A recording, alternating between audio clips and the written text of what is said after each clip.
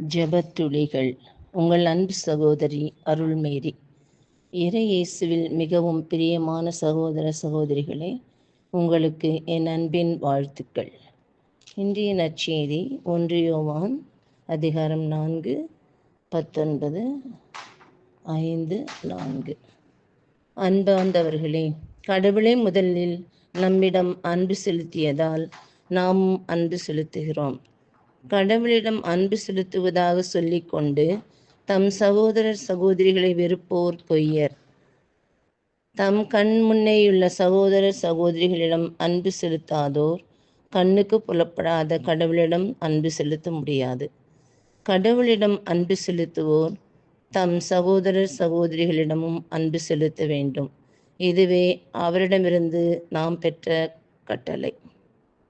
இயேசுதான் மெசியா என்று நம்புவோர் அனைவரும் கடவுளிடமிருந்து பிறந்தவர்கள். பெற்றவரிடம் அன்பு செலுத்துவோர் பிள்ளைகளிடமும் அன்பு செலுத்துவர்.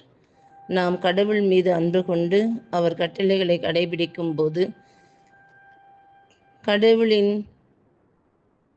பிள்ளைகள் மீதும் அன்பு கொள்கிறோம் என்பது நமக்கு தெரிய வரும்.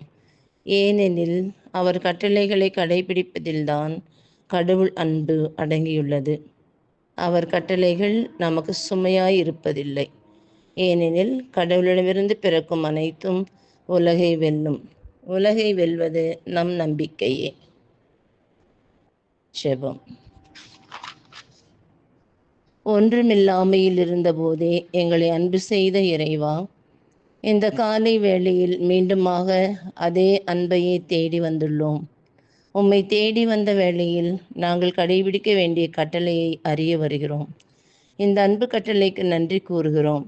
எங்களை அனைவரும் அன்பு செய்ய வேண்டும். தவறு செய்தாலும் அதை பிறர் மன்னித்து அதை பொருட்படுத்தாமல் எங்களை ஏற்றுக்கொள்ள வேண்டும் என்று நினைக்கிறோம். அல்லது பிறருக்கு, குறிப்பாக எம் சகோதர சகோதரிகளுக்கு தெரியக்கூடாது என்று எம் தவறை மறைக்கிறோம்.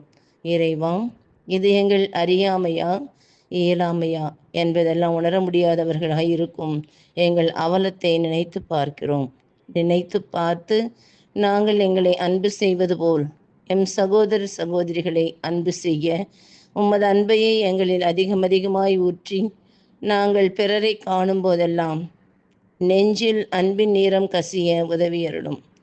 அன்பும் நட்பும் எங்குள்ளதோ அங்கே இறைவன் இருக்கின்றார் என்பதை உணர்ந்தவர்களாய் எங்களை சார்ந்துள்ள எங்கள் பிள்ளைகளையும், கணவன் மனைவியையும், மனைவி கணவனையும் குறை நிறைகளோடு அன்பு செய்து மகிழ்ந்திருக்கவும், அன்பால் மட்டுமே எதையும் சாதிக்க முடியும் என்பதை ஆழமாய் உணரவும், அதே அன்பையே வேலை செய்யும் இடங்களில் நாங்கள் சந்திப்பவர்களிலும் ஊற்ற கிருபை செய்தருளும். இயேசுவின் நாமத்தில் ஆமேன்.